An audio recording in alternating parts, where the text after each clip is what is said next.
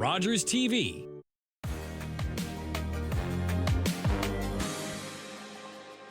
Hello and welcome to Rogers TV Community News. I'm Carla Fitzsimmons. It's a violent start to the work week, an incident of what police describe as road rage. It caused a frustrating Monday morning commute for drivers on the 401 just west of Milton.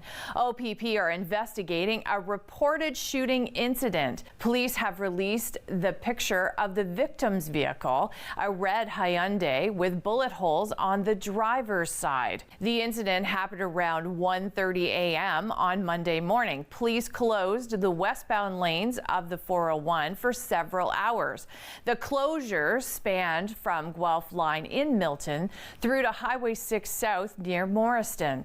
Investigators say two vehicles on the westbound 401 were involved in a shooting incident. The suspect vehicle is described as a dark sedan. Police are asking anyone that may have witnessed this interaction or has dash cam footage to contact Cambridge OPP.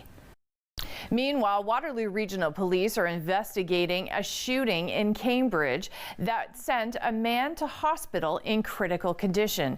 Police say officers responded to a local hospital around 12:30 a.m. on Monday morning after a 22-year-old man arrived with a gunshot wound.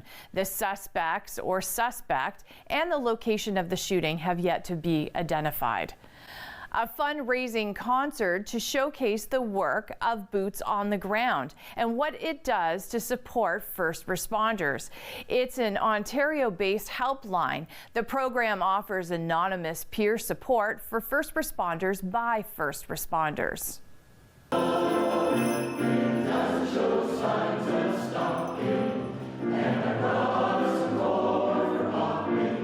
It means the world to us to get the community support and the support from first responder organizations and Medallion, great community partners that help us out, and that's how we survive is events like this, so it's amazing. And we started Boots on the Ground because we saw a need. There's great organizational wellness programs out there, but there's a certain percentage of the population that just won't go to work for help. Fears associated to stigma, confidentiality, what it's going to do to their career if they say they're struggling with mental health. So we're an external, anonymous resource. If people aren't comfortable going to work, they can come to us for help. Boots on the Ground provides 24/7 peer support to all first responders across the province, including police, fire, EMS, corrections, and nurses. And that's frontline and civilian members, retired and serving. So we have one employee, but otherwise we're completely run and staffed by volunteer first responders.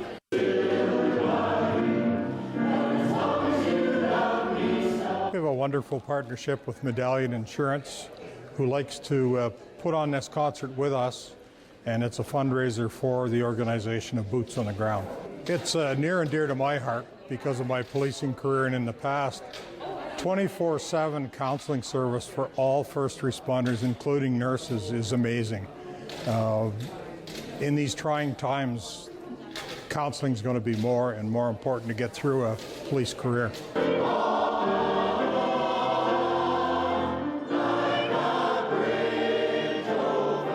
I just think that's an amazing opportunity to see some quality music, to do some great fundraising for those in need and the appropriate agencies receiving those funds. And we just love to sing and perform, and it's a good thing.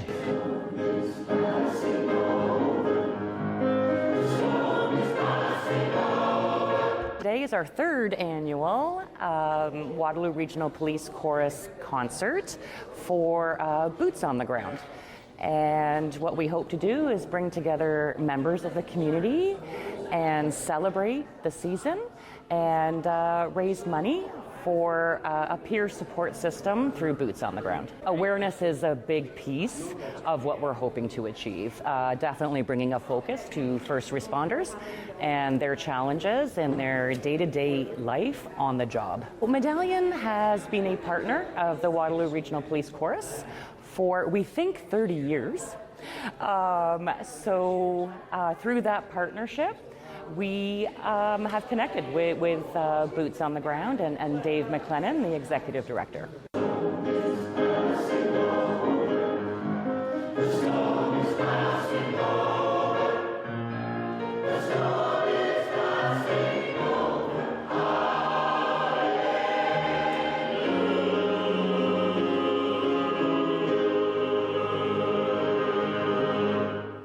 November was the snowiest that Waterloo Region has experienced in the last century. That's according to the weather experts at E.D. Soulis Weather Station at the University of Waterloo.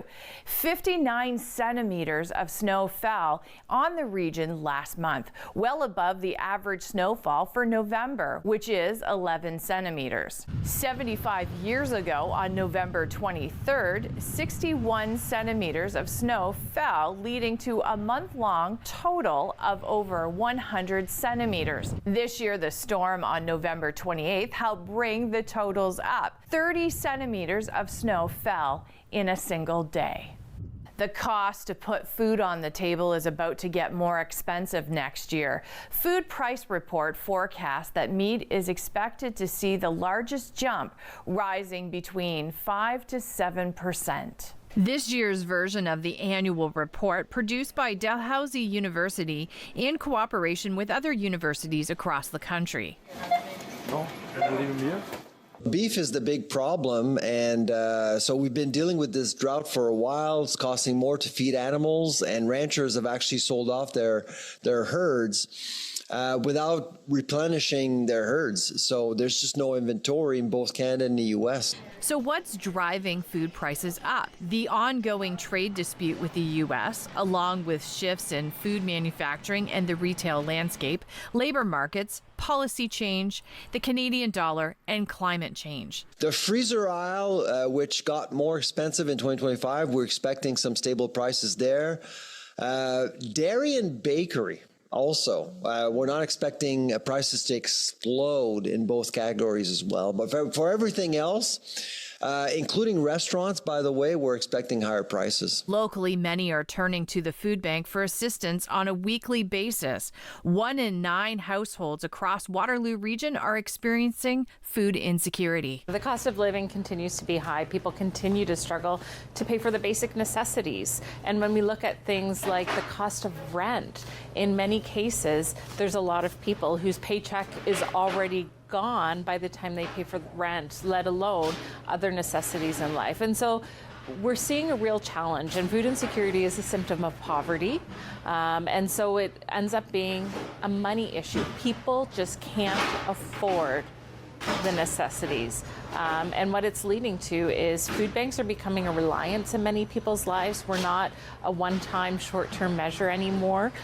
In Waterloo Region, we had 73,000 individuals last year visit a food program right here in Waterloo Region, more than 622,000 times.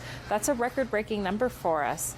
But as I said, it's telling us that people are having to rely on food banks, not a short-term measure. But no, even though food insecurity is more prevalent at this time of year, food insecurity does happen 365 days a year. So I can ask people to think about their neighbors into the new year and all year long, because it is an issue that we are dealing with all the time. What we're seeing a lot right now, a couple of things: wages aren't keeping pace with the cost of living, and also people are working 2, 3, sometimes 4 jobs, maybe a full-time job during the week and part-time work on the weekends or evenings just to keep up, and it's still not enough. With prices soaring at the grocery stores, the Cambridge Food Bank is bringing fresh produce into the community. Its mobile market serves 15 neighborhoods in Cambridge and North Dumfries.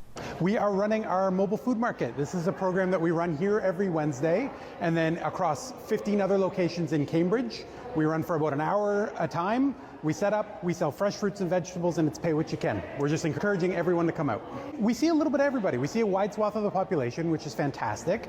We definitely see a fair number of older folks, which is great. People that are on fixed incomes, people who are struggling, but we also see lots of people from all walks of life. We want everyone to feel comfortable coming out, because we use a pay what you can model. If people are able to pay a little more to access the program, then that helps us keep it going for people who are struggling.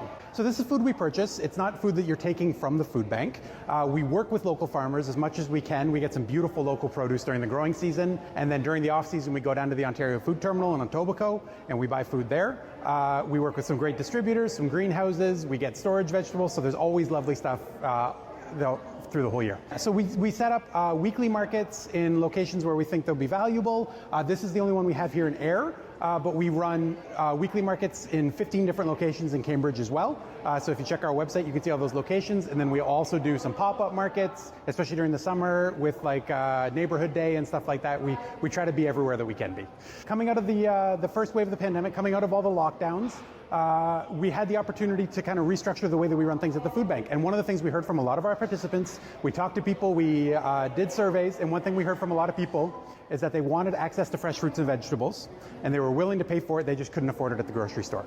And so that was kind of the seed and the germ of this idea, where we had the opportunity to buy this food in wholesale and then pass it on to people without trying to make a profit. So that's basically all we're doing here is we're selling fruits and vegetables, but we're not trying to make a profit. We're just trying to pass on savings onto the customer so everybody can have access in ways that they normally wouldn't. So we work with Feed Ontario to get some recipes, and then also it's kind of one of my passion projects with this program. I love cooking, I love food, I love giving people ideas. And so we all get in this rut where we're making the same few things over and over again. So I like to make up recipes where I can when the inspiration strikes and encourage people. Like if you come in here, this week we've got beautiful Swiss chard. If you've never cooked with Swiss chard before, you might be hesitant to work with it. But if I have a recipe for you, then maybe you're a little more excited. And I even just to talk with people and give people ideas is a really, really lovely thing to do. I did see some people like, Yeah, but it's so beautiful, and it's so like, we're seeing right now with issues in California and Mexico, lettuce is incredibly expensive right now.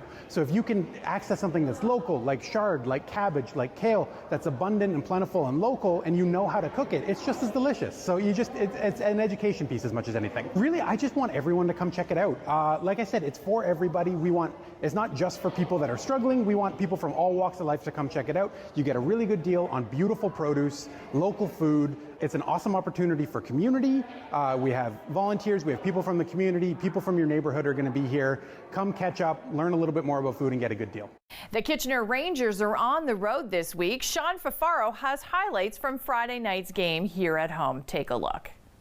Friday night, it's the Peterborough Petes at the odd. The Rangers would get on the board first. Second shot of the game on the power play. One-timer from Jakob Chromiak from Cameron Reid. That's Cameron Reid's 100th point of his OHL career. A minute and 39 seconds later, Jack Labrache would find a loose puck in front of the net and finish it at 2:43. Rangers up 2-0 at that point. The Petes would answer back here. A big rebound given up by Christian Kirsch, and Adam Levac finishes for his 11th of the year. Into the second period, we would go. Avery Anstis misses on the original shot, but gets it on the tape of Weston Cameron. Rangers up 3-1. Rangers would go up 4-1. Check out this pass from Alexander Bilecki right here. No look onto the stick of the captain. One-timer from Cameron Reid. Second power play goal of the game for the Rangers. Rangers up 4-1. Luca Romano with 20 seconds left in the period would finish right here 5-1 at the end of 2 periods of play. And then check this out. Pittsburgh to Pittsburgh connection. Humphreys to Anstis. Get those boys a Permanente Bros, Capicola, and cheese. 6-1 for the Rangers. The Petes would cut the lead to 6-2. Jerry DiConzolo picks up his second right here at the 8:43 mark, and they would tack one more on, 4-on-4. Matthew Soda's 11th with a backhand flip, but that's as close as they would come. Rangers win 6-3 on Friday night in Kitchener. And in case you missed it, the Christkindl Market wrapped up for another year. This 4-day holiday staple took over the downtown streets near Kitchener City Hall. This German market had dozens of vendors offering unique gifts, delicious treats, and festive decorations. There was live entertainment, and of course, there was always the opportunity to hit the ice with a snowy backdrop. Thanks for watching this edition of Rogers TV Community News. I'm Carla Fitzsimmons, and I'll see you again on Friday.